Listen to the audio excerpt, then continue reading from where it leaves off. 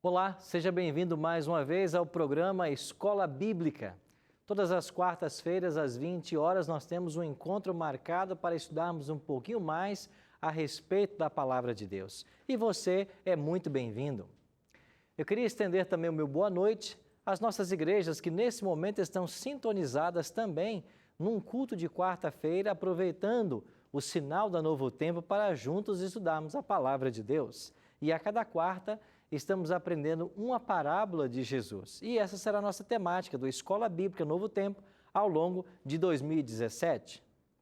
Por isso eu quero convidar você a tomar a sua Bíblia e nós vamos continuar no Evangelho de Lucas, a cada semana aprendendo a respeito de uma nova parábola.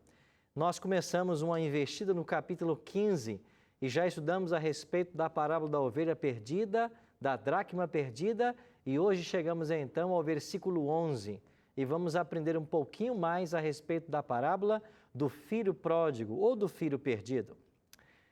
Eu queria aproveitar, você que está nos assistindo, oferecer para você um estudo com muito carinho que a Novo Tempo preparou. Eu estou falando do Estudo Bíblico Ensinos de Jesus. Esse guia foi preparado com muito carinho para você e para a sua família e eu queria oferecer para você esse material. É um presente da Novo Tempo para você. Você pode entrar em nosso site, novotempo.com/Escola Bíblica NT. Você pode ligar para nós também em horário comercial. O nosso telefone é 12 21 27 3121. Lembre-se de ligar em horário comercial. Ou você pode também nos enviar uma mensagem através do WhatsApp. O número da Escola Bíblica é 12 9 8100-1615. Faça ali o seu pedido. Agora, quando você enviar sua mensagem através do WhatsApp, faça uma gentileza para nós. Diga assim: eu quero o guia Ensinos de Jesus. Aí você coloca o seu nome, o seu CPF, se você tiver um e-mail e em seguida os teus dados postais, nome da rua, número, bairro, cidade, CEP, estado. Nós precisamos de todos os dados postais completos, porque esse material será enviado para a sua casa através dos Correios. E eu queria aproveitar e fazer um convite especial para você. Todos os domingos à noite, em uma de nossas igrejas, nós estamos estudando a respeito dos ensinos de Jesus. E você está convidado a fazer-nos uma visita. Se você não sabe onde encontrar uma igreja adventista perto da sua casa, você pode acessar o nosso site encontreumaigreja.com.br. E nesse local, nesse site, você vai poder descobrir uma igreja perto da sua casa. Faça-nos uma visita, você vai ser muito bem recebido. Mais um detalhe: aqueles que fizerem o questionário que está no final desse guia poderão ganhar esse DVD que nós gravamos em Israel com todos os temas que aqui estão apresentados. Também é um presente para você. Você precisa preencher o questionário que aparece no final do guia e devolver para Novo Tempo. Aqui vai explicar como enviar para Novo Tempo. Se você acertar mais de 70% das questões, nós vamos enviar para a sua casa esse DVD, um presente da Novo Tempo para você. Eu queria convidar você a tomar a sua Bíblia e hoje nós vamos estudar mais um trecho do capítulo 15 de Lucas. Hoje vamos aprender em Lucas capítulo 15 a parábola do filho pródigo. Pegue sua Bíblia e antes de começarmos o estudo, eu queria convidar você para que nós orássemos, pedindo mais uma vez a bênção de Deus para o estudo da sua palavra. Se você puder agora, feche seus olhos e ore comigo. Nosso Pai de amor, obrigado por estarmos reunidos e com a Tua palavra em nossas mãos, aberta para ser estudada. Queremos convidar o Teu Santo Espírito para estar conosco. O mesmo Espírito que inspirou os apóstolos e profetas a escreverem esse livro. O mesmo Espírito que esteve com Jesus aqui na terra há quase 2000 anos e deixou para nós lições preciosas. Vamos aprender mais uma delas nessa noite. Que o Senhor possa nos abençoar e nos ajudar. Em nome de Cristo nós te oramos. Amém. Chama a sua atenção então para Lucas capítulo 15 e nós iremos começar com o versículo 11. O texto diz assim: continuou. Certo homem tinha 2 filhos. O mais moço deles disse ao pai: Pai, dá-me da parte dos bens que me cabe. E ele lhes repartiu os haveres. Passados não muitos dias, o filho mais moço, ajuntando tudo o que era seu, partiu para uma terra distante e lá dissipou todos os seus bens, vivendo dissolutamente. Depois de ter consumido tudo, sobreveio àquele país uma grande fome, e ele começou a passar necessidade. Então, ele foi e se agregou a um dos cidadãos daquela terra, e este o mandou para os seus campos a guardar porcos. Ali, desejava ele fartar-se com as alfarrobas que os porcos comiam, porque ninguém lhe dava nada. Então, caindo em si, disse: Quantos trabalhadores de meu pai têm pão com fartura, e eu aqui morro de fome. Jesus é um mestre por excelência, e em todos os seus ensinos ficava claro o propósito da sua vinda, o amor do Pai e o desejo de salvar a todo ser humano. Nós já estudamos aqui nesse capítulo 15 a história da ovelha perdida e da dracma perdida. Hoje chegamos ao filho perdido. E a história do filho pródigo, ela nos impressiona pelas lições preciosas que ela traz para a minha e para a sua vida. Eu queria chamar a sua atenção para uma primeira lição. Um dia o filho resolve deixar a casa do pai e ir embora. Imagine você, nos tempos bíblicos, quando alguém pedia a sua herança com os pais em vida, era o mesmo que desejar a morte dos pais. E foi exatamente isso que esse filho fez. Ao pedir a sua parte na herança, ele desejou a morte dos pais. O auditório de Cristo para esta parábola continuava sendo o mesmo: os escribas e fariseus. As pessoas responsáveis por conduzir a vida espiritual de Israel. E quando Jesus começou a contar essa história, eu imagino que eles começaram a odiar esse garoto, o personagem da história. Como que pode esse jovem solicitar a sua parte na herança, estando os pais ainda vivos? Que atrevimento! E eles começam a odiar esse garoto. E esse garoto pega então todos os seus bens e parte para uma terra distante. A palavra de Deus diz que lá nessa terra distante, ele gastou tudo quanto possuía. Jesus não deu aqui no texto a informação de quanto tempo ele levou para gastar essa fortuna, mas nós aprendemos que, em algum momento, Jesus disse que ele se viu completamente sem recursos, completamente na miséria, inclusive sem ter com o que se alimentar. Então agora ele se agrega a um dos fazendeiros daquela região, sem dinheiro, sem amigos, e ele passa agora a comer junto com os porcos. E quando Jesus disse na história de que ele agora, sem qualquer dinheiro e sem amigos, tem que comer a comida dos porcos, quem sabe esses fariseus e escribas que ouviam a Jesus começam a se alegrar. Quem sabe tenham dito em seu coração: é justamente isso que esse garoto merecia, estar na miséria. E você sabe que os judeus, eles respeitam as leis do Antigo Testamento sobre saúde, e eles não se alimentam de carnes imundas, como aparece lá em Levítico capítulo 11. Eles não comem carne de porco, muito menos tocam em cadáveres de porcos. E agora eles veem esse garoto comendo junto com os animais imundos. Quem sabe tenham dito em seu coração: ele mereceu tudo isso. Eles estavam agora satisfeitos com a moral da história, ou pelo menos com o que se passava até esse momento. Mas a história ela vai tomar um novo rumo. Jesus abre perante eles uma outra página. E Jesus então disse que esse jovem lá na miséria, comendo com os porcos, ele vai cair em si. E quando ele cai em si, ele se lembra dos trabalhadores, dos escravos que seu pai, o fazendeiro, tinha. E eles tinham pão em abundância. Interessante que quando Jesus usou a expressão caindo em si, me vem um outro texto mencionado por Jesus, que quando o Espírito Santo viesse, ele convenceria o homem do pecado, da justiça e do juízo. Esse garoto foi convencido do pecado por obra do Espírito Santo. Esse garoto também foi convencido do pecado porque ele começou a analisar a vida que levavam os escravos do pai e a vida que ele levava. E ele começou a pensar na bondade do pai, no amor do pai, e ele começou a pensar se o pai o receberia de volta.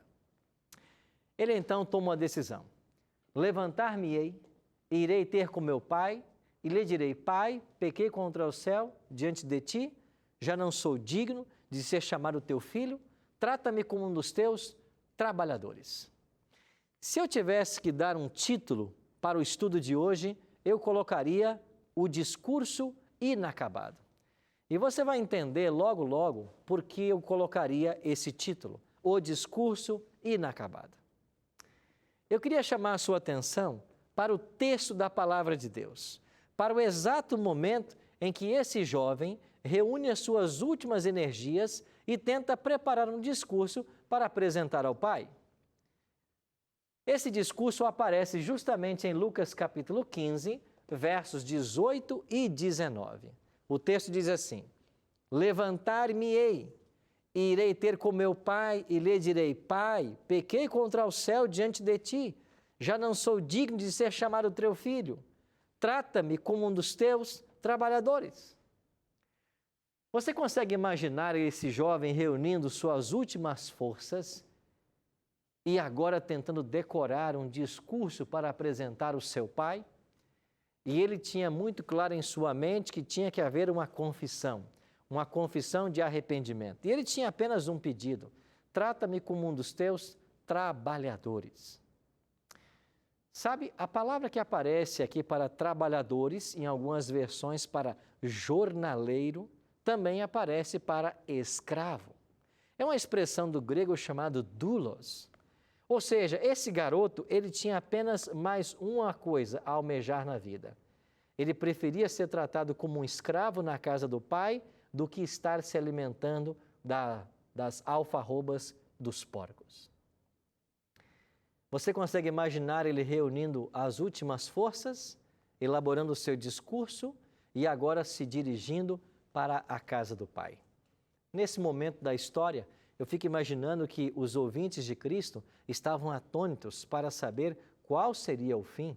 Eles não esperavam que Jesus virasse essa página da história e falasse a respeito do desejo ou do arrependimento desse garoto. Mas a história continuou. E Jesus continua descrevendo a cena da seguinte maneira. Acompanhe comigo agora os versos seguintes. Vamos então para o versículo 20. E levantando-se, foi para seu pai.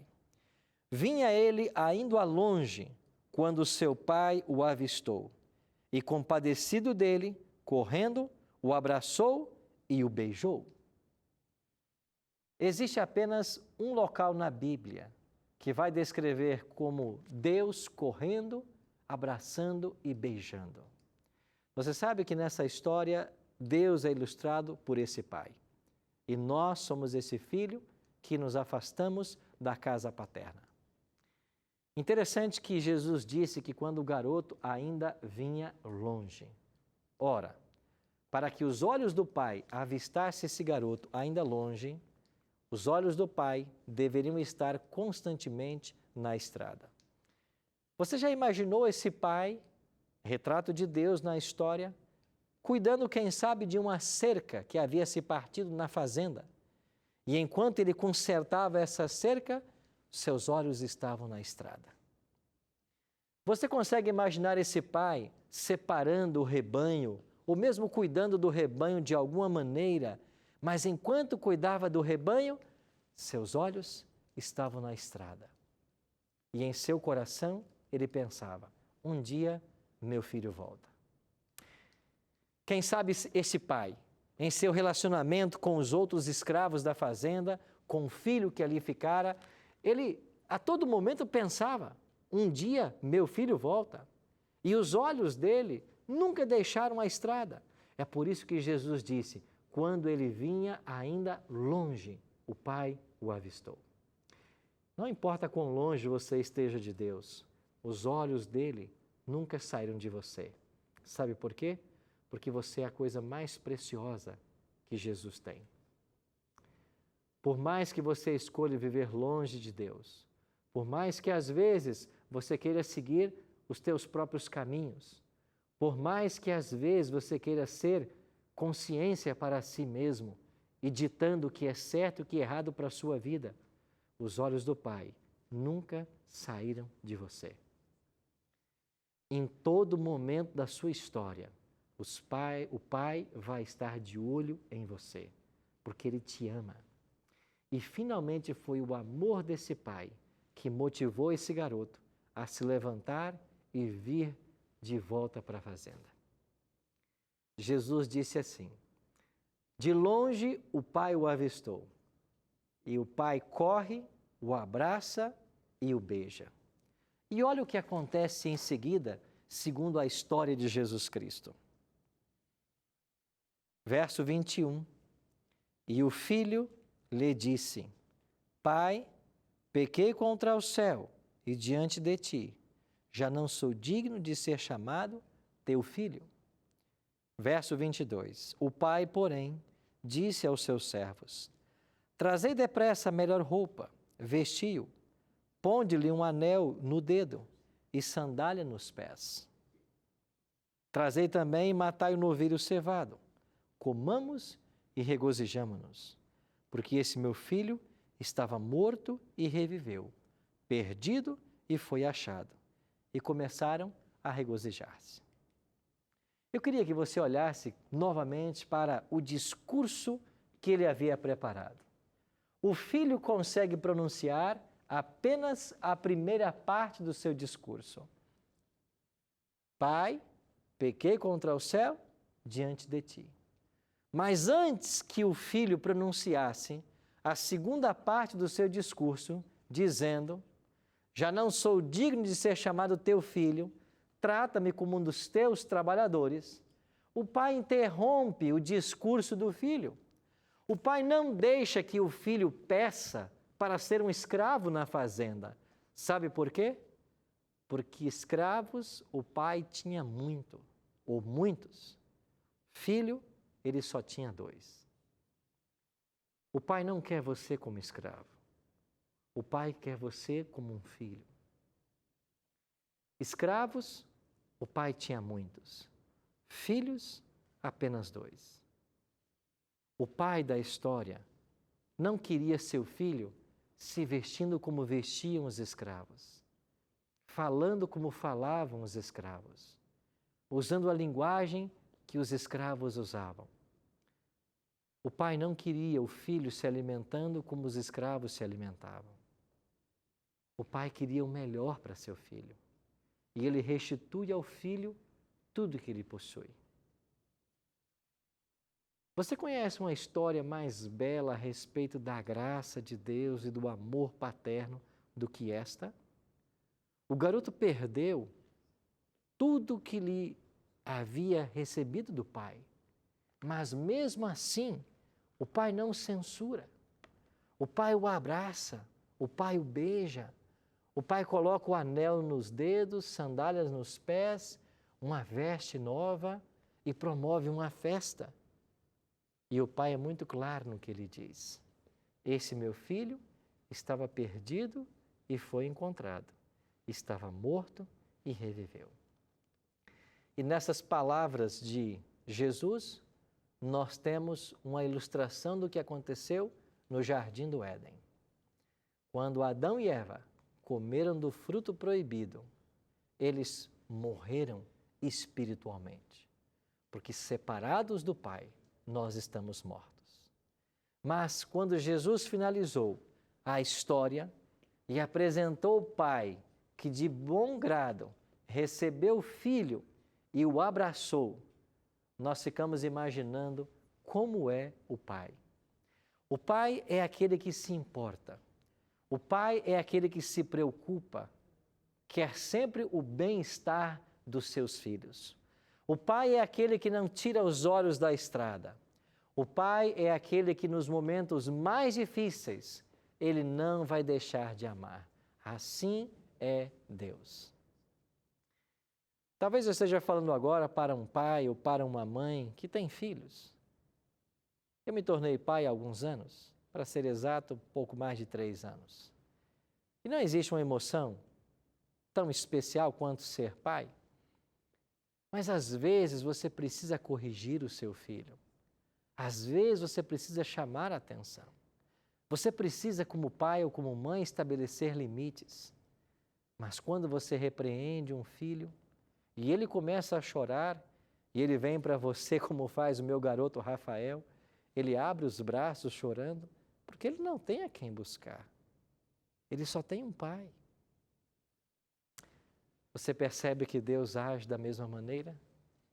E quando nós caímos, quando nós nos afastamos, quando nós entristecemos ao coração do Pai, nós podemos sempre voltar, porque Ele sempre vai estar de braços abertos. Ele ensina claramente em Sua palavra: eu repreendo e disciplino a quantos amo. Sê, pois, zeloso e arrependa-te. Será que eu estou pregando para alguém que está longe da casa do Pai? Estou falando eu agora para alguém que um dia já esteve nos caminhos do Senhor, mas por causa dos problemas que a vida tem, se afastou e se encontra longe da casa do Pai? Será que eu estou falando para alguém que se sente vivendo com os porcos na vida espiritual? Alguém que desceu ao mais profundo do abismo? Estou falando para alguém que já experimentou de tudo, já se envolveu com as drogas, com a prostituição, com o crime, se sente afastado do Pai?